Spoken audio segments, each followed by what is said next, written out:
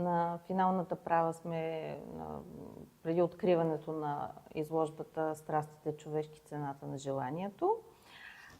Днес съм поканила един мой колега от Националния исторически музей, който е специалист в нумизматиката и има изключителни познания в областта на средновековната нумизматика, защото искам да представя една от звездите ни на тази изложба – Горнославското съкровище. Той ще ни разкаже по-подробно за него, защото първо го изследваше доста дълго време и ще ни обясни някои особености на това съкровище, а може би и някои интересни случки около неговото откриване и около това какви емоции е предизвикало у него обработването на това съкровище. Здравей, Росене! Здравей! Приятно ми е за поводът, заради който сме се събрали, да е това така екстравагантно, сублимно и най-голямо съкровище от Горнослав. То е известно в литературата с своя обем и своя блясък, естествено. Тук е малка част от него. Да, разбира се. Съкровището се състои от 786 монети на няколко императора. То представлява изтеглени са най-сублимните монети на комнените, при което неговото трезориране се е случило точно в първите години на управлението на Исак II Ангел. Или мислим, т.е. не само аз мисля, но и специалисти, които са го изследвали преди мен, че е трезорирано някъде около третия кръстоносен поход, който оказва и тук голямо влияние върху Пловдив. Пловдив е опожарен по това време. Обаче то е намерено случайно. Разбира се, 90% от съкровищата, да не би и повече, са намерени естествено случайно. Много малък процент от колективните монетни находки, така да го кажа, са открити при редовни археологически разкопки. Имахме такъв шанс на Калиакър преди няколко години, да открием такова. Да. И естествено, беше голямо събитие, но връщайки се към това съкровище, мога да кажа, че то, както всички сублимни съкровища български, са открити случайно през 1961 при обработка на почвата. Един от селяните от Горнослав открива съкровището. Той е в меден съд. Всички монети са сложени в този съд и раото, с което разоравал земята, счупва съда и част от монетите се изсипват. След което той не могъл да се издаде. Все пак златото притежава този блясък, който с годините не отминава по никакъв начин. За разлика от среброто и от нефта. За разлика от всички други ценни метали, златото почти не корозира, и винаги го различаваш, че е злато. Няма начин да не го забележиш. Някои хора не го различават, но средностатистически човек винаги може да разбере кога една монета е златна, при положение, че е открита в земята и тя блести. След няколко стотин години, да ни каже след около 1000. Между другото, съдът е изложен в нашата зала Средновековие и ние сега смятаме да го покажем в цялостност това съкровище, т.е. всички монети, защото към момента има много частично представяне, т.е. те са в трите зали наши на постоянната експозиция. Сега ще съберем цялото съкровище и ще го покажем в целия му обем и ще бъде звезда на нашата изложба. И затова те поканих да говорим за него, защото все пак има специфични неща. Ние с теб говорихме по-рано за императорите, интересни, щекотливи подробности, които посетителите ще ги научат. А пък аз очаквам да ми разкажеш интересни неща за това съкровище. Да, интересно, в смисъл, когато споменаваме съда, в който се съдържа от съкровището, Може да кажем, че този тип съдове не е случайен. Има няколко други съкровища от периода, които са поместени точно в същия тип съдове. И така, че повечето изследователи смятат, че това е нещо, този съд не е бил случайен, а е нещо като каса. Да. Със сигурност неговото устие, т.е. там, където съдът завършва, е използвано за съхранението точно на тези монети, защото е умишлено извит и затворен. Да. Съда устието му не е било отворено, т.е. той е бил предназначен само за съхранение на тези монети.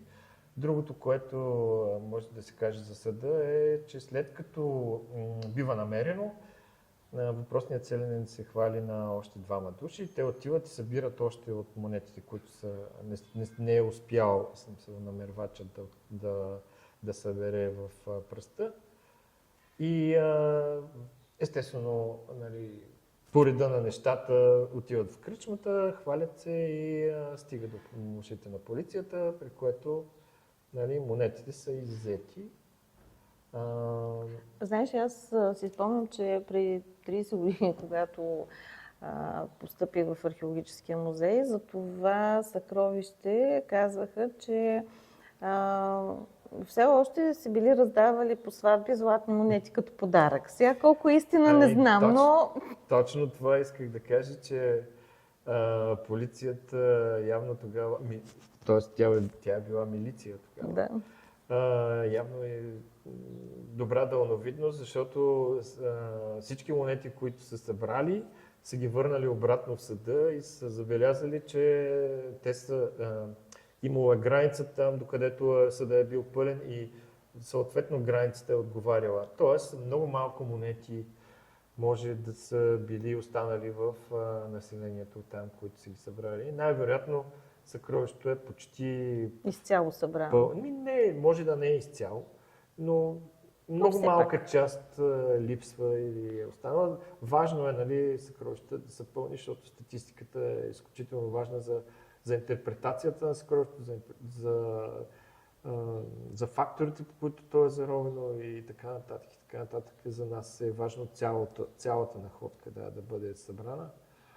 Точно защото интерпретира всички много точно фактологията по укриването. Да. Защото съкровищата могат да бъдат най-различни, те могат да бъдат иззети просто от оборота, от монетната циркулация временно и заровени. Може съкровище реално монетно съкровище, може да се говори за монетен куп, който е събиран много дълго време.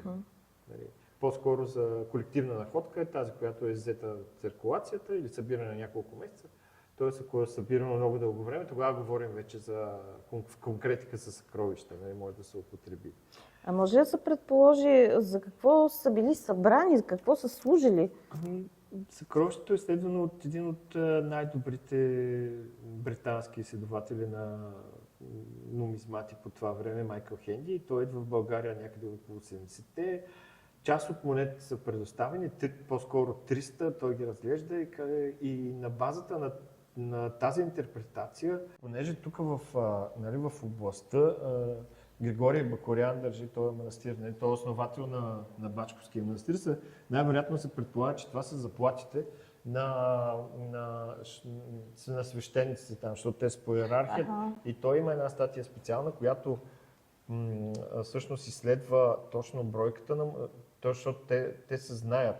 Защото той, Григорий Бакорян, са запазени неговите...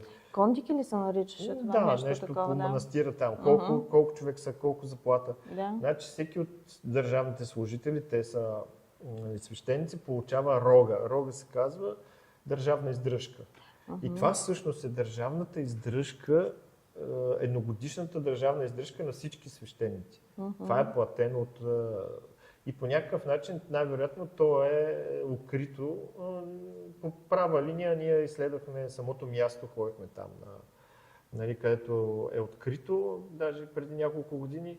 По права линия около 10 км до самия манастир. Това е изключително близо и почти съм сигурен, че става въпрос за пари на манастира. Отделно и тази област е помената като притежание на самия манастир. Тоест, това е много вероятна Палихлор. хипотеза. Нали? Да. Не е просто, как да кажа, Много, разсъждение по не е темата, разсъждение, много вероятна Да хипотеза. кажем на 90% предполагаме, че защото монетите като количество и като тайминг, нали, като времево, с циркулацията на императорите, с нападението на Барбароса, третия поход, всичко съвпада много добре. И абсолютно сме сигурни. Разбира се, никога не може да сме абсолютно сигурни, след като не е написано върху него, нали, тия монети бяха на винаги има манастира. процент, нали, така някаква... Но почти сме сигурни, че това са монети на Батковския манастир и на неговият там състав. Да, притежание. Да, държавната издръжка на самия манастир. И точно това упоменава и Майкъл Хенди в една конкретна статия за съкровището, освен че то е едно от най-големите. За България е най-голямото.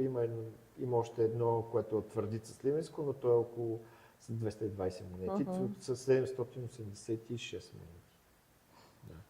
Изключително, то само като тегло, ако го споменем, нали, една монета тежи около 4,3 грама. Виждате какъв обем само в злато. Нали. И прибавяш в съда, че стои и представи си как това се носи. Това за времето също е било, нали, голямо богатство, както и сега. Да. Ако искаш да добавим нещо интересно, при изследването на монетите се забелязаха едни много малки вдъвнатинки, нали, по самите монети. През цялото време сме се чудили, нали, какви могат да бъдат тези. Се оказа, че всъщност монетите, независимо, че най-вероятно са издадени от Константинопол, от самата съкровищница, преди това са циркулирали известно време, събрани са в данъци и са върнати наново. Но когато са циркулирали, хората са пробвали за качеството на монетите, защото Алексий Комнин прави една много интересна реформа. Монетите преди него изключително много спада качеството им. Спада почти до 8 карата. И даже и по-надолу. И той прави една реформа, връща качеството на златото в перфектни 21,5 карата. Но хората са свикнали, за да не ги излъжат, да пробват монетата с зъби. Да. Нали, и удивително добре са могли спрямо мекотата на метала да определят какво е качеството вътре в самия метал. С това колко тя е мека или колко добре се усеща чрез натиска на зъба. Затова почти 50% от монетите имат следи от зъби, казват са вълчи зъби. Нали? Те не са на вълци, те са на хора, които са тествали. Но било е изключително разпространен този тип, нали, проба, за да могат гражданите да са уверени в качеството на златото, което се използва. А ние го виждаме като сюжет от филмите винаги, нали, някои му дават златна монета. Да. Има такива, има и такива, нали, те са по-скоро митологии, в който, нали, някой, който открива съкровището, захапва монетата, всичко е покрито с отрова и той съответно умира и така нататък. Нали, тук вече отиваме там боржиите, всичките неща, които сме чели и гледали и всичко. Но със сигурност това е било, този похват проба е бил разпространен. Тук го виждаме много добре представено в съкровището. Да.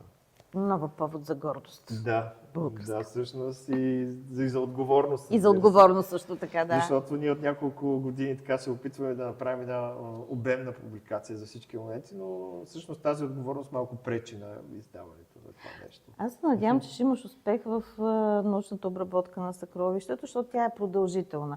Да. Много хора си въобразяват, че обработването трае много кратко време, ето виждаш ги, снимаш ги и така нататък, обаче интерпретацията и анализа са нещо много сложно и аз надявам наистина един ден да се похвалиш с тази научна обработка. Да, благодаря. А пък каня всички. Изложбата ще бъде открита на 25 юни и ще бъде в зала 9 на Регионалния археологически музей до края на ноември. И тук ще могат да видят цялото горнославско съкровище.